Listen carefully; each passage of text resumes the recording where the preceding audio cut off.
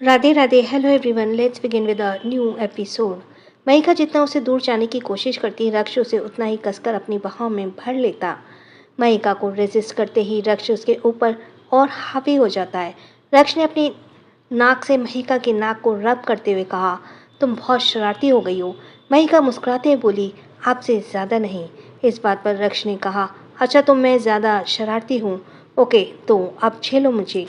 उसने महिका के होठों पर अपने होठ को गिरफ्त में ले लिया और पैशनेटली किस करने लगी। महिका लगातार उससे छूटने की कोशिश कर रही थी, पर रक्ष की पकड़ उसके ऊपर कुचती जा रही थी। पर थक आकर महिका को रक्ष को खुद को सौंप दिया और एक बार फिर वे तीनों प्यार के समुद्र में डूब गए। वहीं उधर एक बार सड़क पर दौड़े जा रही थी कार, और तभी वो कार आगे जाकर अचानक ही रुक गई। उस कार के सामने एक कार सड़क के बीचों बीच रास्ता रोककर खड़ी थी। ना चाहते हुए भी उस दौड़ती कार के ड्राइवर को ने कार में ब्रेक लगा दिया, जिसे हल्की रोशनी से कार के अंदर से ही देख रहे। सामने खड़ी कार को बोनट पर सूर्य एक हाथ में गन पकड़े बैठा था। सूर्य को देखकर कार के अंदर बैठे उस वर्मा के होश उड़ गए। उसने भी सूर्य को अभी वर्मा के होश उड़ गए। उसने भी सूर्य को देखते हुए कार के डैशबोर्ड से अपनी गन निकाल ली, पर उसने पहले अभी वर्मा गोली चलाता सूर्य ने उसकी कार के बोनट पर बैठे हुए ही उस पर निशाना साधते हुए उसकी कार की हेडलाइट पर गोली चलाई। फिर उसने एक एक कर अभी वर्मा की कार के सारे शीशे तोड़ दिए। गोलियों की आवाज़ की डर से अभी वर्मा अपनी गाड़ी में ही छुप गया। सूर्य बिना वार्निंग दिए लगातार फायरिंग करता रहा। जब अभी वर्मा की गाड़ी हालत बद से बदतर हो गई, तब जाकर सूर्य ने फायरिंग करना स्टॉप किया और अपनी कार की बोनट से उतरकर उसकी कार की तरफ जाने लगा। गोलियों की आवाज़ न आते ही पर अभी वर्मा भी उठकर बैठा और सामने देखने लगा, पर तब तक सूर्य उसकी कार से बहुत पास आ चुका था। उसकी आंखों में बेहद गुस्सा और उसके लिए नफरत भरी थी। सूर्य की आंखों में कब अभी वर्मा को अपनी मौत दिखाई दे रही थी। वो उसे देखकर इतना डर गया था कि उसका शरीर भी कांपने लगा। उसने डर का सुख घूट सूखा घूंट अपने गले से नीचे उतारा और जैसे ही कुछ बोलने को हुआ, पर तभी सूर्य उसकी कार की बोनट पर चढ़ते हुए उसने उसकी गन अभी वर्मा के सिर पर ही तान दी। ये देखकर अभी वर्मा और डर गया और उसने दोनों हाथ हैंड्स अप करते डरते हुए बोला, देखो सूर्य, तुम गलत कर रहे हो, तुम मुझे मार नहीं सकते। सूर्य ने बेहद गुस्से के साथ कहा, किसने कहा मैं तुझे मार नहीं सकता? मैं जब चाहूँ तुझे मार सकता हूँ। तू अब तक जिंदा है तो सिर्फ मेरी वजह से, क्योंकि मैंने तुझे जिंदा छोड़ा हुआ है, वरना मैं तो तुझे उस दिन ही मार देता जब तक तूने मुझे स्कूल में स्टेज से धक्का दिया। उस दिन तो मैंने तेरा किया सबसे छुपा लिया, क्योंकि मैं तुझे खुद ही अपने हाथों से सजा देना चाहता था। मैंने तुझे सुधारने का एक मौका भी दिया, पर तू कभी नहीं सुधरा और अब तूने मुझे इसकी कीमत चुकानी होगी। अगर तुम मुझ पर वार करता तो शायद मैं तुझे छोड़कर इस बार भी देता, पर तूने साया पर वार करके गलती कर दी। सूर्य भी बोल ही रहा था कि इतने में ही अभी वर्मा ने उसे बीच में रोकते हुए कहा, नहीं, मैंने साया पर वार नहीं किया। सूर्य तिरछे मुस्कुराते बोला, अच्छा तो उस दिन पार्टी हॉल में जो गुंडे साया को लेने आए थे वो तेरे भेजे नहीं थे? इस बात पर अभी वर्मा उसे नजर चुराने लगा, तो उसे नजर चुराते देखकर सूर्य ने कहा, मैं सब जानता हूँ। वो तो तू मुझसे झूठ बोलने की तू सोचना भी मत। उस दिन पार्टी में तूने साया को परेशान किया और तब उसने तुझे मुंह तोड़ जवाब दिया, तो तूने उससे बदला लेने के लिए उसकी ड्रिंक में ड्रग्स मिला दी। तुझे क्या लगा ये सब मुझे नहीं पता चलेगा? तू मुझसे बच सकता है, पर मेरी नज़रों से छुप नहीं सकता। अभी वर्मा जल्दी से अपनी बात काटते हुए उसकी बात काटते बोला, okay okay Surya, I am sorry, मैंने जो किया वो गलत था, मैं माफ़ी मांगता हूँ। तुम कहोगे तो मैं साया से भी माफ़ी मांग लूँगा। अभी वर्मा अपनी माफ़ी मांग रहा था और सूर्य को उसकी माफ़ी से कोई फ़र्क नहीं पड़ रहा था। उसने गुस्से से उसकी कॉलर को पकड़ दांत पीसते हुए कहा, तेरी हिम्मत भी कैसे हुई उसका नाम अपने होठों से लेने की? She is mine wife and वो मेरी है। साया सूर्य सिंह रायज़ादा, इस नाम को हमेशा याद रखना और इससे जितना दूर रहेगा उतना जिएगा। पर जो तूने उसके बारे में गलत सोचा है उसकी सज़ा तो तुझे मिलकर रहेगी। ये कहने के से अगले पल उसने अभि वर्मा के कॉलर पकड़े और पकड़ते हुए उसे खींचकर गाड़ी से बाहर निकाला और उसे बेरहमी से मारने लगा। अभि वर्मा ने अपने बचाव के लिए हाथ पैर चलाने चाहे पर वह सूर्य का सामना नहीं कर पाया। सूर्य ने पहले ही सोच रखा था कि जिस दिन अभि वर्मा शहर में वापस आएगा वो उसे अभी उसी दिन अच्छे से सबक सिखाएगा। जब से उसे पता चला था कि उसके ड्रिंक में ड्रग्स मिलाने वाला अभि वर्मा था तो वो तब से ही उसे मारने में चाहत में तड़प रहा था। साया ने जब उसे पूरा सच बताया था तो सूर्य और गुस्सा हो गया था। उसके मन में बार बार यही ख्याल आ रहे थे, अगर उस दिन वो पार्टी में नहीं गया होता तो उस रात साया अभि वर्मा के हाथ लग जाती और उसके बाद अभी उसकी पूरी ज़िंदगी बर्बाद कर देता। ये सोचकर ही सूर्या को और गुस्सा आ रहा था और वो इसी गुस्से में अभि वर्मा को मारे जा रहा था। उसने अभि वर्मा को एक हाथ तोड़ दिया और एक पैर भी, फिर उसके मुंह पर इतने मुक्के मारे कि उसके मुंह, नाक और सिर खून बहने लगा। उसकी हालत ऐसी हो गई कि वो अब अपने पैरों पर खड़ा भी नहीं हो पा रहा था। जैसे ही सूर्य ने उसे छोड़ा वो बेजान होकर नीचे गिर गया। सूर्य गुस्से में हाफ रहा था, फिर उसे देखते हुए बोला, अगर मेरी साया के आसपास भी तू नजर आए ना तो अगली बार तुझे सिर्फ मारूंगा नहीं, तुझे जान से मार दूंगा। वो मेरी है, उससे दूर रहना। ये कहकर उसने एक जोरदार लात अभि वर्मा को मारी तो वह उसकी गाड़ी से जा टकराया। सूर्य ने नफरत भरी नजरों से उसे एक नज़र देखा फिर अपनी गाड़ी की तरफ चला गया। जब सूर्य पहले से गया तो सुबह के 6 बज रहे थे। सब बहुत थके हुए थे, इसलिए आज सुबह कोई भी जल्दी नहीं उठा था और सभी अपने अपने कमरों में सो रहे थे। सूर्य अपने रूम में गया तो देखा साया अपने हाथों पैरों को सिकुड़ कर सो रही थी। जो ब्लैंकेट सूर्य ने उसे उड़ाया था वह अब बेड के नीचे गिरा हुआ था। यह देखकर सूर्य धीरे से मुस्कुराया, फिर ब्लैंकेट उठाकर साया को उड़ाने लगा, पर तभी साया ने उसका एक हाथ पकड़ लिया। सूर्य उसे देखते हुए धीरे से मुस्कुराया और साया के सिर सहलाने लगा। उसने साया को देखते हुए मन ही मन खुद से कहा, आपसे कोई परेशान नहीं करेगा, मैं हूँ तुम्हारे साथ साया। मैं तुम्हें सबसे प्रोटेक्ट करूँगा और तुम्हारा ख्याल रखूँगा।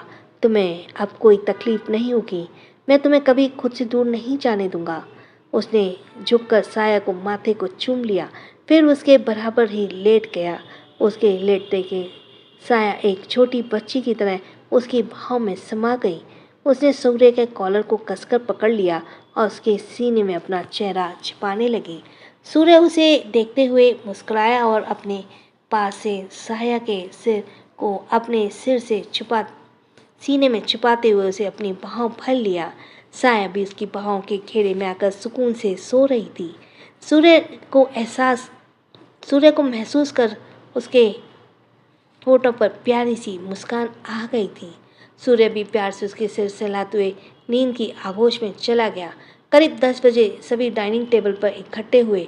सभी यंगस्टर अभी भी सो रहे थे। सभी सीनियर्स रेडी होकर ब्रेकफास्ट के लिए वे सभी डाइनिंग एरिया में इकट्ठे हुए थे, पर शौर्य अभी भी अपने रूम में था। और बाकी सब बड़े आ गए थे। दुआ का मुंह लुटका देखकर मीरा ने उसके पास जाते हुए कहा, दुआ बेटा क्या हुआ मैं तुम्हें कल से देख रही हूँ, तुम किसी बात से परेशान हो, किसी ने तुमसे कुछ कहा? मीरा की तरफ देखते हुए दुआ बोली, नहीं माँ, हमें किसी ने कुछ नहीं कहा। मीरा फिर बोली, पर बेटा परेशान क्यों हूँ, मैं कल से देख रही हूँ तुम्हारे बेटे की शादी हुई है, तुम्हें तो खुश होना चाहिए, पर खुशी के माहौल में भी तुम्हारे चेहरे पर परेशानी झलक रही है। मीरा की बात पर दुआ खामोश रही और कुछ नहीं बोली। ये देखकर आयशा, पायल, महिरा, राखी, ईशा और चित्रा सभी उसके पास आ गई और उसे पूछने लगी, पर सबसे पूछने पर भी दुआ खामोश रही। फिर मीरा ने दुआ के हाथ पकड़ उसे अपनी तरफ घुमाया और उसे देखते हुए कहा, क्या शौर्य ने तुमसे कुछ कहा? बताओ मुझे, मैं अभी उसकी खबर लेती हूँ। शौर्य का नाम सुनते ही दुआ मीरा के गले लगकर रोने लगी। उसने रोते देखकर मीरा समझ गई दुआ के परेशानी की वजह शौर्य ही है। मीरा ने दुआ की पीठ हिलाते हुए कहा, बताओ बच्चा, मेरा बच्चा, क्या कहा उसने तुमसे? मैं उसकी अभी खबर लेती हूँ। वो कैसे मेरी बेटी को परेशान कर सकता है? दुआ मीरा के गले लगते हुए रोते हुए बोली, माँ वो अब हमारा प्यार नहीं करते, उनकी ज़िंदगी में अब कोई और है। इस बात पर मीरा उसे समझाते हुए बोली, नहीं दुआ, ऐसा नहीं हो सकता है, शौर्य तुमसे बहुत प्यार करता है। फिर सभी दुआ को समझाने लगे, पर दुआ वो तो अभी भी शौर्य की बेवफाई को याद करके रो ही रही। सबके समझाने पर दुआ अपनी इज्जत पर अड़ी थी और फिर वो रोते हुए मीरा से बोली, माँ हम ये बात ऐसे ही नहीं कह रहे, हमने खुद ये महसूस किया और देखा भी है।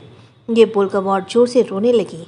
दुआ की बात पर अब मीरा को भी भरोसा हो गया और वो दुआ के आंसू पोंछते बोली, दुआ मेरा बच्चा चुप हो जाओ, मैं अभी उसकी खबर लेती हूँ। इसकी हिम्मत भी कैसी हुई मेरी चांद सी बेटी को धोखा देने की। दुआ को बात करवाकर दुआ को शांत करवाकर मीरा ने महिरा की तरफ देखा। तो खड़ी खड़ी क्या देख रही है, जाकर मेरी छड़ी लेकर आ। महिरा जल्दी से गई और मीरा की छड़ी लेकर उसे देते हुए बोली, माँ क्या आप सच में भाई को इससे मारेंगी? मीरा गुस्से से बोली, हाँ मारूंगी। तेरे भाई ने मार खाने वाले काम किए तो मेरी दुआ को वो धोखा कैसे दे सकता है और किसी और के साथ कैसे रह सकता है? आज मैं उसे नहीं छोड़ूंगी। मीरा हाथ में छड़ी लिए शौर्य के रूम की तरफ चली गई। उसके पीछे पीछे सभी चली गई। वहीं राज, अनमय, विशाल, अभय, अक्षर और सिम्बा सभी हैरानी से मुंह खोले उन्हें जाते हुए देख रहे थे। क्या शौर्य माँ के हाथों पिटने वाला है? राज ने खोए हुए कहा। अभय ने उसके कंधे पे हाथ रखते कहा, वो माँ है, कुछ भी कर सकती है। अनमय बोला, आई कांट बिलीव, शौर्य दुआ को धोखा दे ही नहीं सकता। विशाल उसकी बात को पूरा करते हुए बोला। फिर वे सभी उनके पीछे पीछे चले गए। मीरा हाथ में छड़ी लिए शौर्य के कमरे में आई और उस वक्त शौर्य अपने कान में कनेक्ट ब्लूटूथ पर किसी से बात कर रहा था। अचानक ही किसी की प्रेजेंस फील कर शौर्य पीछे पलटा और देखने लगा। अपने सामने खड़ी मीरा को देखकर शौर्य ने कॉल डिस्कनेक्ट कर मीरा को देखते हुए कहा, क्या हुआ माँ, आप इतनी सुबह यहाँ? मीरा उसे छड़ी दिखाते हुए बोली, पहले तू बता, तेरी हिम्मत कैसे हुई मेरी दुआ को धोखा देने की? मीरा की बात सुनकर शौर्य असमंजस में उसे देखने लगा। बाकी सभी रूम से बाहर ही छुप छुप कर अंदर झांकते हुए मीरा और शौर्य की बातों को सुन रहे थे। इधर शौर्य ने मीरा की बात पर कहा, माँ ये क्या कह रही हैं आप, मैं दुआ को धोखा क्यों दूंगा? मीरा बोली, वो सब मैं नहीं जानती, पर तूने उसे धोखा देकर अच्छा नहीं किया। तुझे क्या लगा तू गलती करेगा और कोई तुझसे कुछ नहीं कहेगा? पर मैं अभी जिंदा हूँ शौर्य, मैं तुझे तेरी गलती के लिए उसी तरह मारूंगी जब तुझे बचपन में गलती करने पर मारा करती थी। शौर्य मीरा को समझाते हुए बोला, पर मैंने कौन सी गलती की है, मुझे भी तो बताइए। मीरा ने उसकी बात को इग्नोर कर कहा, तूने गलती की और तुझे ही नहीं पता, मैं तुझे अभी याद दिलाती हूँ। इतना कहकर मीरा ने उसे अपनी छड़ी से मारने लगी। शौर्य मीरा से बचते हुए बार बार उससे पूछ रहा था कि पर मीरा उसकी एक ना सुनते हुए उसे छड़ी से मारे जा रही थी। दुआ जैसे ही अंदर आई, शौर्य उसके पीछे छुपते हुए बोला, माँ मारने से पहले बताइए तो सही मैंने किया क्या है? दुआ शौर्य के सामने से हटते हुए मीरा से बोली, माँ इन्हें और मारिए। दुआ की बात सुनकर शौर्य चौंक गया और उसे हैरानी से देखते बोला, यह तुम क्या कर रही हो दुआ? माँ से मुझे बचाने की वजह तुम मुझे उनसे पिटवा रही हो? दुआ उसे देखते हुए गुस्से से बोली, क्योंकि आपने काम ही ऐसा किया है। शौर्य मीरा के बारे में बसते हुए बोला, अरे कोई पहले मुझे बताइए, मुझे मार क्यों जा रहा है? मीरा उसे मारते हुए बोली, तू मेरी प्यारी बहू को छोड़कर बाहर जाकर दूसरी औरतों के साथ चक्कर चलाएगा और मैं तुझे छोड़ दूंगी? तूने ऐसा सोचा भी कैसे लिया शौर्य? तू मेरी दुआ को धोखा देकर बच जाएगा? यह कहते ही मीरा ने उसे और मारा। शौर्य कभी मीरा तो कभी दुआ को देख रहा था, जो उसे गुस्से से मुंह फुलाए देख रही थी। वही सब दरवाजे पर उसे पिटता हुआ देखकर मुंह दबाकर हंस रहे थे। मीरा जब उसे मारते मारते थक गई तो वह जाकर सोफे पर बैठ गई। शौर्य उसके पास गया और मीरा के सामने अपने घुटनों के बल बैठकर बोला, माँ आपको क्या लगता है आपका बेटा ऐसा इंसान है जो घर में बीवी के होते हुए बाहर चक्कर चलाएगा? मीरा ने मुंह फेर कर कहा, यह सब मुझे नहीं पता। दुआ ने कहा तो सच ही होगा, हम सब जानते हैं दुआ झूठ नहीं बोलती। शौर्य ने दुआ की तरफ देखा तो दुआ अभी भी मुंह फुलाए खड़ी थी। शौर्य ने गहरी सांस ली और मीरा के सिर पर एक हाथ रखते हुए कहा, मैं आपकी कसम खाता हूँ माँ, मैंने दुआ को कभी धोखा नहीं दिया। फिर नीचे पड़ी मार की छड़ी को उठाकर और उसके हाथ में पकड़ाते हुए बोला, अगर आपको अब भी यकीन नहीं आता है तो लीजिए, मैं आपके सामने बैठा हूँ, मुझे पनिश करिए। मीरा ने शौर्य की आंखों में देखा तो उसे सच्चाई की चमक दिखी। वह मीरा उसे तो देखते हुए मुस्कुराए और प्यार से शौर्य के गाल पर हाथ फेरते हुए बोली, मैं जानती हूँ मेरा बेटा कभी ऐसा नहीं कर सकता। मुझे अपने संस्कारों पर पूरा भरोसा है। मेरा शौर्य कभी गलत रास्ते पर नहीं चलेगा।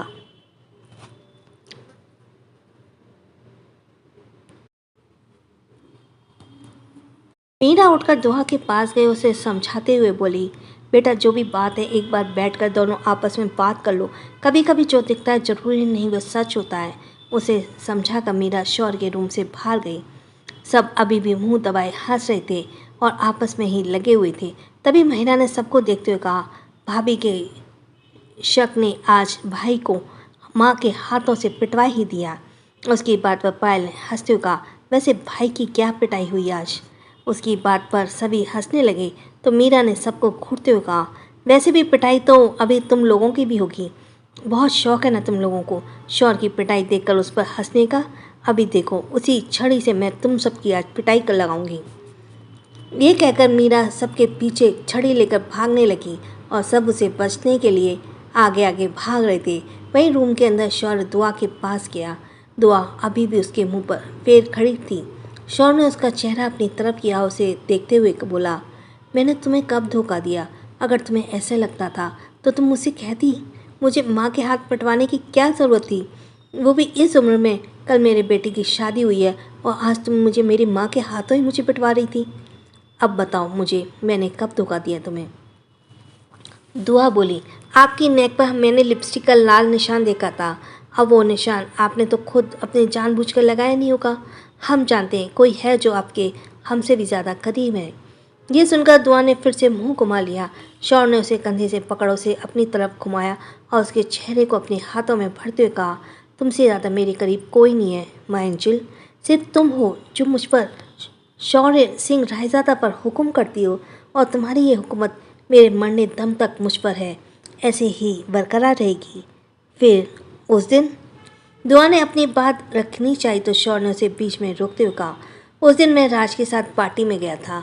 और फिर ये कहते हुए शौर्य ने दुआ को रिद्धि के घर जाने वाली बात बता दी। उसकी बात सुनकर दुआ की आंखें गुस्से से भर गईं और वो मन ही मन खुद से बोली, रिद्धि हम तुम्हें नहीं छोड़ेंगे।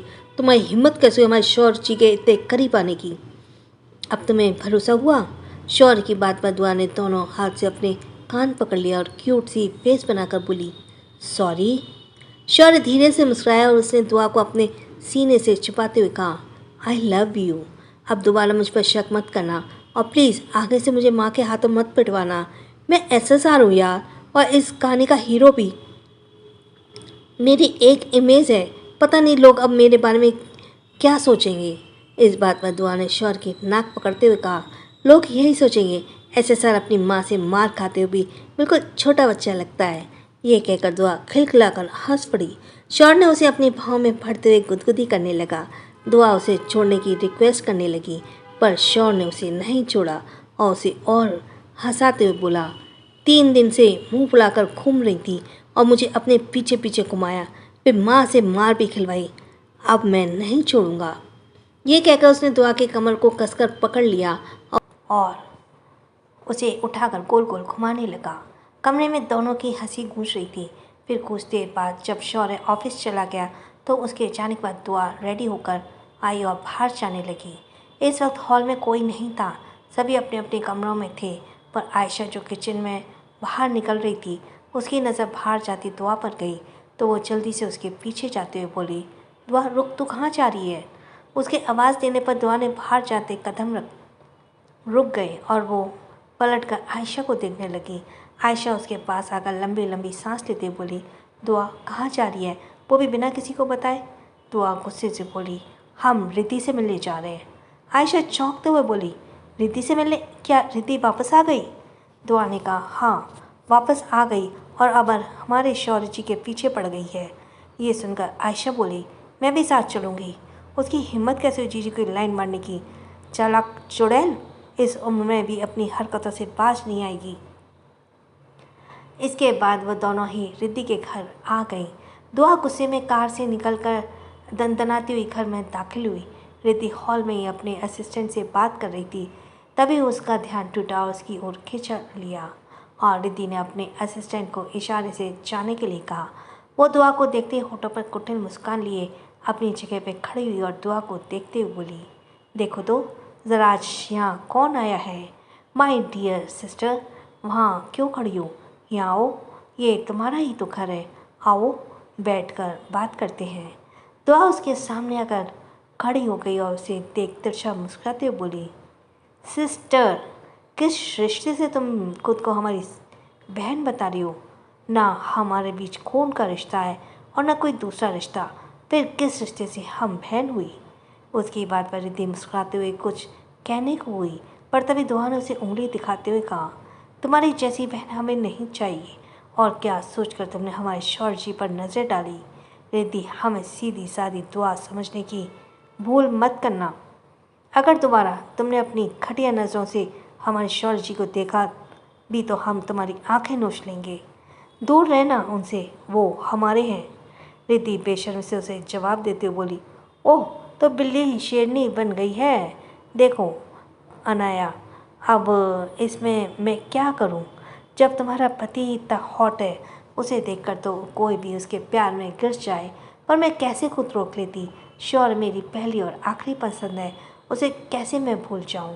दुआ गुस्से में उसे उंगली दिखाने हुए बोली, नहीं भूल सकती तो मर जाओ, पर उनसे दूर रहो।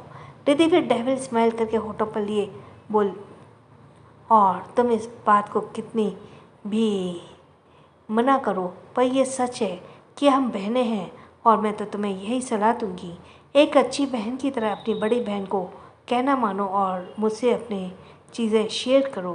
तुम्हारा दिमाग खराब हो गया है क्या रिद्धि वालिया? दुआ गुस्से से चिल्लाई और उसे घूरते हुए बोली, शौर्य जी हमारे पति हैं और तुम्हारी हिम्मत कैसे हुई उन्हें शेयर करने वाली बात कहने की? इतने में ही आयशा ने पीछे से आते हुए कहा, अरे यार, तू इसे बातें क्यों करी है? ये चालाक चुड़ैल बातों से नहीं मानने वाली, इसे लातों की ज़रूरत है। रिद्धि आयशा को घूरते हुए बोली, हाउ डियर टू, तेरी हिम्मत? आयशा से उसे बीच में रोकते हुए बोली, मिस चालाक चुड़ैल, हिम्मत की तो बात ही ना करो।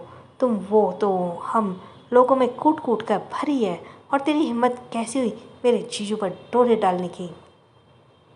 फिर रिद्धि ने नीचे से ऊपर तक देखा।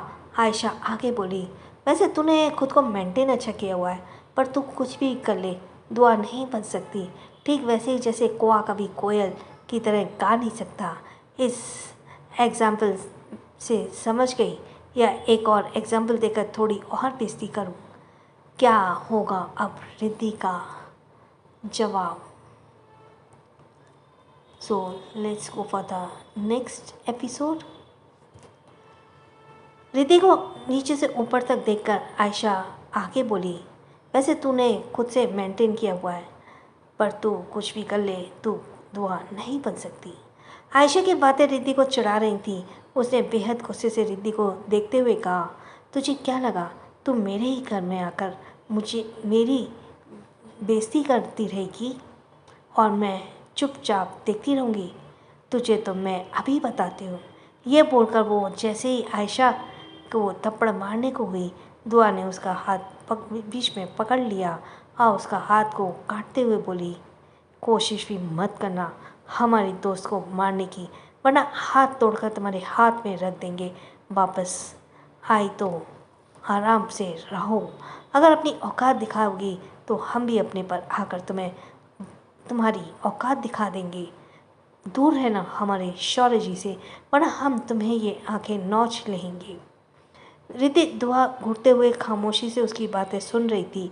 वो कहना तो बहुत कुछ चाहती थी, पर फिर वो भी खामोशी से थी। शायद उसके मन में कुछ और ही चल रहा था। दुआ आयशा के साथ वहाँ से जाने लगी, तभी दरवाजे के पास आकर उसके कदम रुक गए। उसे कुछ अलग सा एहसास हुआ। दुआ खोजती नज़रों से इधर उधर देखने लगी। रिद्धि की नज़रें जो भी अभी से उसे पर थीं, दुआ का इधर उधर देखते देख पर उसके खुद से कहा, तुम रुक क्यों गई? जाके उड़ नहीं रही हो? कहीं शौर्य की तरह तुम भी तो नहीं? नहीं, दुआ मैं ये नहीं होने दूंगी। रिद्धि दुआ की तरफ कदम बढ़ाने लगी। वहीं आयशा भी दुआ को अचानक से रुकते देखकर बोली, क्या हुआ दुआ, तुम रुक क्यों गई? तुम ठीक हो? दुआ चेहरे पर परेशानी के भाव लिए बोली, हाँ हम ठीक हैं, चलो। दुआ आयशा के साथ जाने लगी, पर इससे पहले कि वो अपने कदम बाहर की तरफ रखती, एक चीख उसके कान में गई। रंजना श्री को उसके रूम में टॉर्चर कर रही थी। उसने गर्म पानी के बकेट में श्री का हाथ डाल दिया और उसकी वजह से दर्द की जोर से माँ कहकर चिल्लाई। दुआ ने जैसे ही उसकी आवाज़ सुनी, वो वहीं रुक गई और पलटते हुए अंदर की तरफ कदम बढ़ाते हुए आयशा से बोली, आयशा क्या तूने भी वो आवाज़ सुनी? आयशा उसके पीछे आते हुए बोली, हाँ शायद कोई दर्द में चीख रहा है।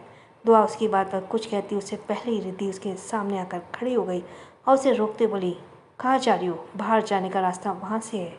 ये सुनकर दुआ ने गुस्से आ गया और रिद्धि को घूरते हुए बोली, और पहले तुम ये बताओ यहाँ तुम करती क्या हो? ये कैसी आवाज़ थी? कौन है वो? कहाँ रखा है तुमने उसे? रिद्धि उसकी बात पर उसे सीने पर हाथ बांध कर बोली, मैं क्या करती हूँ क्या नहीं उसे तुम्हें क्या? ये मेरा घर है, मैं जो चाहे करूँ। दुआ फिर गुस्से में बोली, ना हमें तुमसे कोई मतलब है, ना तुम्हारे काम से, और दूर रहना हमारे परिवार से। ये कहकर दुआ आयशा के साथ चली गई। जब उसने चौखट लांघी तो उसके कदम भारी हो गए, उसके पैर वहीं ठहर गए। वो फिर खुद को काबू करते हुए वहाँ से चली गई। दुआ के जाते ही रिद्धि ने गुस्से से कहा, ये क्या हो रहा है? मैंने क्या क्या सोचा था, पर ये सब उल्टा क्यों हो रहा है? मुझे जल्दी से कुछ करना होगा। ये कह रिद्धि श्री के कमरे की तरफ जाने लगी। वह उधर पैलेस में सूर्य की जब आंखें खुली तो उसने देखा साया जाग रही थी और एकटक उसे ही मुस्कुराते हुए देख रही थी। सूर्य ने उसे खुद को देखकर पाया कर कहा, मुझे ऐसे क्यों देख रही थी? मैं तुम्हारा ही हूँ। साया सूर्य के बालों में अपनी उंगलियां घुमाते हुए बोली, आप सोते हुए बिल्कुल एक छोटे बच्चे जैसे लगते हैं, बहुत मासूम, बहुत प्यारे। ये कहते हुए उसने अपना दूसरा हाथ सूर्य के गाल पर रख लिया। सूर्य ने उसका हाथ अपने हाथ में लिया और उसे अपने होठों से चूम कर कहा, अगर मैं इतना ही प्यारा था और मासूम है तो मुझे प्यार करो ना। इस बात पर साया ने मुस्कुराते हुए गहरी हो गई उसकी मुस्कान और वो सूर्य को थोड़ी देर दूर धकेलते हुए बोली, नहीं, आपने टाइम देखा है? सब क्या सोचेंगे हमारे बारे में? नई बहू की सुबह दोपहर में होती है। ये सब आपकी वजह से हुआ है। हम कब से आपके उठने का वेट कर रहे थे, पर आप तो घोड़े हाथी सब बेच कर सो रहे थे। यह बोल साया उठकर जाने लगी, पर तभी सूर्य ने उसका हाथ पकड़ते हुए उसे रोक लिया। साया ने पलट कर उसे देखा और फिर अपने हाथ छुड़ाते हुए बोली, सूर्य जी प्लीज़ हमारा हाथ छोड़ दीजिए, हमें ऑलरेडी इतनी देर हो गई है, अब लेट नहीं होना। इस बात पर सूर्य ने शरारती अंदाज में कहा, अब इतनी देर हो ही गई है तो थोड़ी देर और सही, मुझे किस करो और जाओ। साया मुंह बनाकर उसे देखने लगी। सूर्य ने इशारों से ही जिद करते हुए उसे किस करने का इशारा किया तो साया ने उसके हारते हुए धीरे से अपने होठ से उसके होठों को छू लिया। इसके बाद सूर्य ने उसे जाने दिया। साया वॉशरूम में फ्रेश होने लगी। उसके जाते ही सूर्य का फ़ोन रिंग हुआ। उसने कॉल पिक कर कॉल कहा, बोलो। दूसरी तरफ से किसी ने कुछ कहा तो सूर्य बोला, उस पर नज़र रखो, मुझे उसकी पल पल की खबर चाहिए। ये कहते उसने कॉल कट कर दिया और दोनों हाथ सिर के नीचे रख कर सोचने लगा। डाइनिंग हॉल में संभव और अक्षय दोनों एक साथ ब्रेकफास्ट करने आए। पायल ईशा और महिरा के साथ मिलकर उन्हें सर्व कर रही थी। वे पायल संभव की प्लेट में पराठे रखते हुए बोली, रक्ष, यश और सूर्य को भी तो कल शादी हुई है, इसलिए उन लोगों का लेट होना समझ आता है, पर तुम दोनों इतनी देर से क्यों आए? ये बोलकर पायल दबी दबी हंसी हंसने लगी। महिरा और ईशा को भी उसकी बात पर हंसी आ गई। वहीं संभव और अक्षय ने एक दूसरे को देखा और संभव के मुंह बनाकर पायल से कहा, मॉम, क्या देर तक सोने का हक सिर्फ उन लोगों को ही है जिनकी शादी हुई है? हमारा नहीं है, हम कल शादी में कितना थक गए थे, अलार्म लगाया था पर फिर भी आंखें नहीं खुली और आहट भी उठाने नहीं आई, इसलिए मैं सोता रहा। उसकी बात के पूरे होते ही अक्षय ने कहा, और मैं तो ऑलरेडी ट्रैवल करके बहुत थक गया था और फिर शादी में डांस करके मेरी तो कमर ही टूट गई थी। अब आप लोग समझ सकती हैं कि इस उम्र इतना प्रेशर में कैसे हैंडल करता। महिला ने आंखें चढ़ाई और अक्षय के कान खींचते हुए बोली, अच्छा बेटा, मौसी से चालाकी देख रही हो ईशा, कैसे ये हमें बुजुर्ग होने का ताना दे रहे हैं। ईशा उसकी बात पर खिलखिलाकर हंस पड़ी। तभी अक्षय ने महिला के अपने कान छुड़ाते हुए कहा, आए हाँ मौसी, दर्द हो रहा है आप, और मैं आप लोगों को ताना क्यों मारूंगा, मैं तो अपनी बात कह रहा था। इस बात पर पायल ने ईशा से कहा, ईशा, इसकी नौटंकी तो अभी से शुरू हो गई और मैं तो कहती हूँ संभव के साथ इसके हाथ भी पीले कर दे, ये ऐसे नहीं मानेगा। जब इसकी लाइफ में कोई आ जाएगी तो तंग करने वाली, तब इसे समझ आ जाएगा। ईशा अक्षय को देखते हुए पायल से बोली, मैं तो समझा समझा कर थक गई, अब तुम लोग ही इसे कुछ समझाओ। राखी ने इतनी बात सुन ली और इसलिए वो चेयर खींचकर अक्षय के सामने बैठ गई और उसे देखते बोली, हाँ तो अक्षय बेटा, बताओ तुम्हें कैसी लड़की चाहिए। अक्षय राखी को देखकर मुस्कुराते हुए बोला, बिल्कुल आप जैसी मौसी, सुंदर समझदार, क्योंकि मेरे पास इतना टाइम नहीं है कि मैं उसके नखरे झेलूं। ओह, तो तुम्हें सुंदर समझदार चाहिए हमारे अक्षय को। आवाज़ सुनकर सबने उस तरफ देखा तो चित्रा मुस्कुराते हुए उसके पास आ रही थी। आइए मौसी, बस आपकी कमी थी। ये कहते हुए अक्षय ने एक चेयर खींचकर चित्रा की तरफ बढ़ा दी। चित्रा चेयर पर बैठते हुए बोली, हाँ तो अब बताओ और क्या क्वालिटीज़ होनी चाहिए। अक्षय ने सबको देखा, उसकी नज़र उस पर ही थी। वे सभी को देखते हुए अक्षय ने कहा, मैं चाहता हूँ उसमें आप सब के एक एक गुण हो और अतः खूबसूरत हो, वो धुआ मौसी की तरह से। अंत में इस बात पर ईशा सिर हिलाते बोली, फिर तो बेटा तू सिंगल ही रहेगा। अक्षर ने ईशा को देखते हुए कहा, क्यों मॉम। उसके पूछने पर पायल ने कहा, वो इसलिए बेटा, दुआ सिंगल पीस है, उसके जैसा कोई नहीं। हाँ, अगर दुआ भाभी और शौर्य भाई की कोई बेटी होती तो तेरा कुछ भला हो सकता था। पायल की ये बात सुनकर अंदर आती दुआ और आयशा दोनों ने सुनी। दुआ के कदम वहीं रुक गए और उसके चेहरे पर एक दर्द दिखने लगा।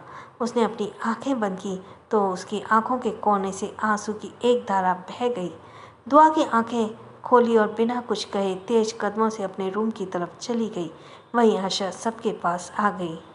क्या बातें हो रही हैं? आयशा ने सवाल पर पायल बोली, मिशन अक्षय की दुल्हनिया पर डिस्कशन हो रहा है। आयशा संभव के बगल बैठते हुए बोली, सुनने में इंटरेस्टिंग लग रहा है, मुझे और बताओ। और इसके बाद एक एक बार फिर सभी बातें करने लगे और अक्षय को चढ़ाने लगे। वहीं कमरे में दुआ बालकनी की डोर से टिक कर खड़ी थी, उसकी आंखें सूनी थी। उसने आंखें बंद की तो उसके कान में एक आवाज़ गूंजी, I am sorry mister SSR। क्या हुआ था पहले? ऋषि दूसरी तरफ रिति श्री के रूम में गई तो उसने देखा रंजना श्री का डरा रही थी। रंजना को चिल्लाते हुए बोली, रंजना ये क्या कर रही हो तुम। रंजना नाटक करते हुए बोली, मॉम, श्री ने मेरी इतनी एक्सपेंसिव नेल पेंट को बोतल तोड़ दी, इसलिए मैं उसे पनिश कर रही हूँ। आप ही तो श्री की गलती पर उसे पनिश करती हैं ना। रिति रंजना की बात पर उसे घूर रही थी। रंजना उसे नज़र चुराते हुए बोली, मॉम प्लीज़ मुझे ऐसे मत देखिए, मैं आपसे नहीं डरने वाली। ये सुनकर रिद्धि को गुस्सा आ गया और उसने वहीं पड़ी एक छड़ी को उठा लिया जिससे वो श्री को मारा करती थी। वो उसी छड़ी से रंजना को मारते हुए बोली, तू मुझे जवाब देगी? चली जा यहाँ से, इससे पहले कि तुझे मार मार कर तेरा हाल बेहाल कर दूँ। रंजना जल्दी से वहाँ से रोते हुए चली गई। रिद्धि श्री के पास गई। श्री उसके हाथ पर फूंक मारते हुए रो रही थी। श्री अपने हाथ पर फूंक मारते हुए रो रही थी। रिद्धि उसके पास बैठ गई और उसके हाथ पर ऑइंटमेंट लगाते हुए बोली, आई एम सॉरी बेटा, मुझे नहीं पता था रंजना तुम्हें हर्ट करेगी, वरना मैं उसे तुमसे दूर ही रखती। और देखो, मैंने उसे अभी तुम्हारे लिए मारा भी। जब रिद्धि ने उसके जले हुए हाथ पर ऑइंटमेंट लगाया तो श्री ने जोर से रोने लगी। रिद्धि जल्दी से फूंक मारते हुए बोली, डार्लिंग तुम्हें दर्द हो रहा है? श्री ने धीरे से सिर हिला दिया। रिद्धि प्यार से बोली, कोई बात नहीं, मम्मा तुम्हें डॉक्टर के पास ले जाएगी। श्री ने सुबकते हुए सिर हिला दिया। वहीं उधर एसएसआर कॉर्पोरेशन में शौर्य के सामने राज बैठा था और शौर्य उसे घूर रहा था। खुद को ऐसे घूरते देख राज के मुंह से बनाते हुए कहा, अब बस भी कर यार, मुझे ऐसे देखना। कहा ना, भूल गया था। मैंने अपने आदमी से बोला है, शाम तक तुझे श्री और रिद्धि की सारी डिटेल्स मिल जाएगी। शौर्य ने गहरी सांस लेते हुए सिर हिलाया और अपने सामने बड़ी फाइल को उठाकर उसके सामने देखते हुए बोला, ऑलरेडी बहुत देर हो गई है मुझे और देर नहीं चाहिए। Want to know everything. Raj बोला, आई अंडरस्टैंड यार, पर तू रिद्धि की बेटी श्री में इतना इंटरेस्ट क्यों है? शौर्य ने फाइल को देखते हुए कहा, क्योंकि रिद्धि अपनी दोनों बेटियों में एक जैसा ट्रीट नहीं करती। और फिर ये कहते हुए शौर्य ने पार्टी में जो भी हुआ उसे सब बताने लगा। राज गुस्से में बोला, व्हाट रबिश, रिद्धि खुद की बेटी के साथ ऐसा कैसे कर सकती है? श्री तो अभी 17 साल की मासूम बच्ची है, फिर रिद्धि उसका सौदा कैसे कर सकती है, वो भी बिजनेस डील के लिए? पता नहीं ये रिद्धि और कितना गिरेगी। यह कहकर राज सोचने लगा और फिर सोचते हुए शौर्य से बोला, तो तू श्री को बचाना चाहता है? शौर्य ने कुछ नहीं कहा और एक टक फाइल में देखता रहा। उसके ऐसे बिहेवियर पर राज ने कहा, मुझे कभी कभी समझ नहीं आता तेरे मन में चलता क्या है। रिद्धि हमारे दुश्मन है और वो अपनी बेटी के साथ कुछ भी करे, उसमें हमें क्या? हाँ, ये गलत है कि श्री बस 17 साल की है, और अगर नहीं भी होती तो ये भी गलत था, पर इसमें हम क्या कर सकते हैं, उसका फैमिली मैटर है। इस बात पर शौर्य ने बिना उसकी तरफ देखकर कहा, श्री का भरोसा है कि मैं उसे बचा लूँगा, वो मुझे अपना हीरो समझती है। राज ने आंखें बड़ी कर दोनों हाथ ऊपर करते हुए कहा, वो रिद्धि की बेटी को तुझ पे भरोसा है? ये तो ब्रेकिंग न्यूज़। राज हंसने लगा। शौर्य ने उसे घूर कर देखा और वो खामोश हो गया। फिर शौर्य ने राज को घूरते हुए टेबल पर फाइल पटकते हुए कहा, अब जा यहाँ से, मुझे काम करना है। हाँ हाँ, जा रहा हूँ, ये कहते हुए राज केबिन से चला गया। उसके जाने के बाद शौर्य श्री के बारे में सोचने लगा। उसके कान में श्री के कई शब्द गूंज रहे थे और उसके हाथ की पकड़ अपने ऊपर महसूस हो रही थी। कितने भरोसे और उम्मीद के साथ श्री ने उसे कसकर पकड़ा था और उसका हीरो से बचा लेगा और उसे यहाँ से ले जाएगा। यही सब सोचते हुए शौर्य ने अपनी आंखें बंद कर ली और अपनी आंखों के सामने एक दृश्य चलने लगा। वो एक हॉस्पिटल का रूम का कमरा था। शौर्य ने दुआ को अपनी भाव में होल्ड किया हुआ था और अपने सामने खड़े डॉक्टर को एकटक घूर रहा था। वही दुआ रोते हुए शौर्य के सीने पर अपना सिर रखे डॉक्टर को देख रही थी, तो वही डॉक्टर की इतनी हिम्मत नहीं हो रही थी कि वो शौर्य से नज़र मिला सके। इसलिए डॉक्टर ने नीचे देखते हुए कहा, आई एम सॉरी मिस्टर सर, हम आपके बच्चे को नहीं बचा सके। डिलीवरी बहुत ही कॉम्प्लिकेटेड थी, इसलिए बच्चे की सांसें लेबर पेन के समय ही रुक गई थी। डॉक्टर की यह कहते हुए दुआ जोर जोर से रोने लगी। उसने शौर्य को और भी कसकर पकड़ लिया। वहीं शौर्य ने दुआ को संभालते हुए गुस्से से डॉक्टर से कहा, गेट आउट। उसके यह कहते ही डॉक्टर वहाँ से चला गया और दुआ शौर्य को पकड़कर फूट फूट कर रोने लगी। शौर्य ने जैसे तैसे दुआ को संभाला, पर वो रोते रोते ही बेहोश हो गई। इस मंजर को याद कर शौर्य ने एक आह भरते हुए अपनी आंखें खोली। वहीं उधर दुआ भी इसी लम्हे को याद कर रो रही थी। शौर्य ने टेबल पर पड़ा अपना फ़ोन उठाया और दुआ का नंबर डायल कर उसे कॉल कर दिया। वहीं फ़ोन की रिंग सुनकर दुआ ने भी शौर्य की कॉल पिक कर अपनी रुआसी आवाज़ में कॉल पर हेलो कहा। शौर्य इसकी आवाज़ सुनकर घबराते हुए बोला, दुआ तुम रो क्यों रही हो? तुम ठीक तो हो ना? दुआ कॉल पर सुबकते हुए बोली, शौर्य जी हमें इसकी बात याद आ रही है। शौर्य बोला, याद तो मुझे भी उसकी बहुत आ रही है, पर हम कुछ नहीं कर सकते दुआ। जिसे जाना होता है वो चले ही जाते हैं और पीछे रह जाती हैं बस उसकी वो यादें। दुआ फिर से सुबकते हुए बोली, आप मुझसे पूछेंगे नहीं आज अचानक मुझे उसकी याद कैसे आ गई? शौर्य बोला, बताओ। दुआ सुबकते बोली, हम आज रिद्धि से मिलने गए थे और अपने दूर आपसे दूर रहने के लिए कहा। जब हम वापस आ रहे थे हमने किसी के चीख की आवाज़ सुनी और हमारे कदम वहीं रुक गए। कुछ अलग से एहसासों ने हमें घेर लिया। उस आवाज़ को सुनकर हमारे दिल में दर्द होने लगा। शौर्य जी, हमें ऐसे लग रहा था जैसे कोई अपना दर्द में रो रहा हो। शौर्य ने उसकी बात काटते हुए बीच में कहा, क्या तुमने उसे देखा? दुआ रोते हुए बोली, हम उसे देखने जा रहे थे पर तभी रिद्धि हमारे सामने आ गई और उसने हमें उसे आगे बढ़ने से रोक दिया। वो आवाज़ कितनी किसकी हो सकती है? शौर्य जी, कौन था वहाँ? दुआ की बातों पर शौर्य समझ गया कि वो आवाज़ श्री की ही थी, पर उसे वह समझ नहीं आ रहा था श्री रो क्यों रही थी। क्या रिद्धि उसे मारती है या कोई और वजह थी? यही सवाल उसके मन में उठ रहे थे जिसका जवाब उसके पास नहीं था और यही बात उसे बेचैन कर रही थी। दुआ के से कुछ और दूर बात करने और उसे समझाकर शौर्य ने फ़ोन रख दिया। शाम का समय पैलेस में साया पगफेरे की रस्म के लिए वह अपने मायके जाने के लिए तैयार खड़ी थी। सूर्य से मुंह बनाकर घूर रहा था। कल रात उसने ऐसे ही निकाल दी और अब साया मायके जा रही थी। सूर्य का उसका मायके जाना अच्छा नहीं लग रहा था। वो साया को अपने पास ही रखना चाहता था। वहीं साया को उसका लटका मुंह देखकर बार बार हंसी आ रही थी।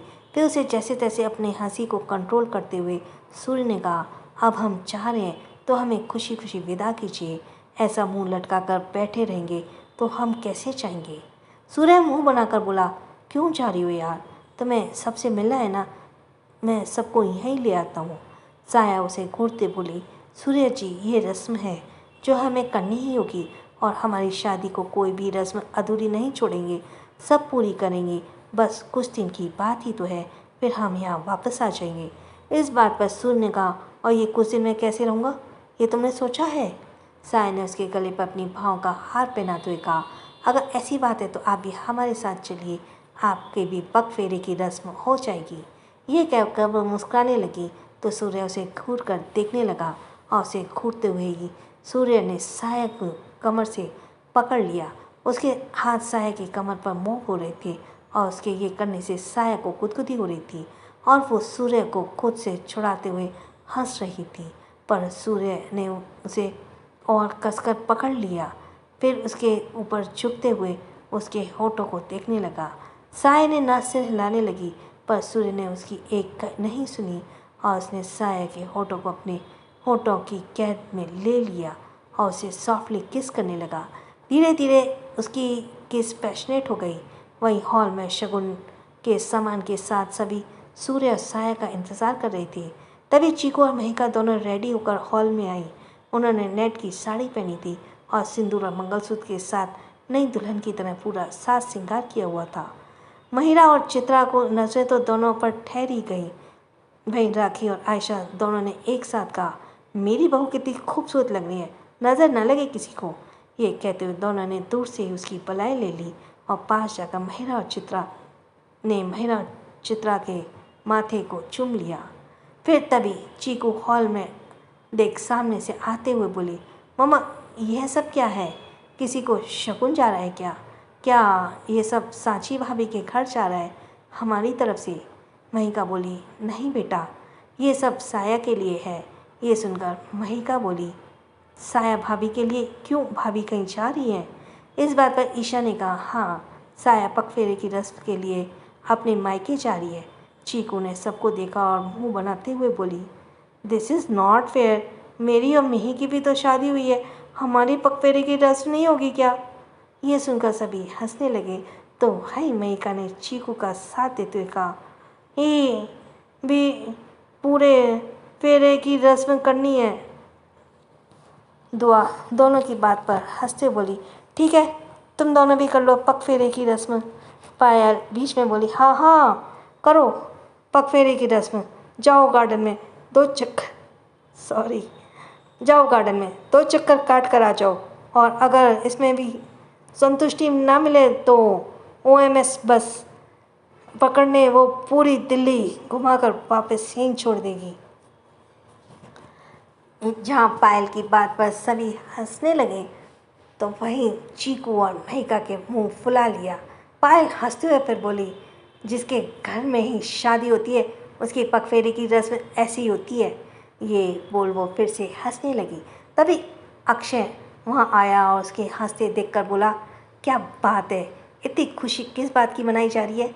अक्षय को देखते ईशा बोली, तेरी बहनों को पगफेरे की रस्म करनी है, जाकर इन्हें आइसक्रीम पार्लर से घुमा ला। इस बात पर तो अक्षय को भी हंसी आ गई और फिर वो दोनों के सामने बैठ गया। So thanks for listening. छोटों को प्यार, बड़ों को सम्मान। राधे राधे।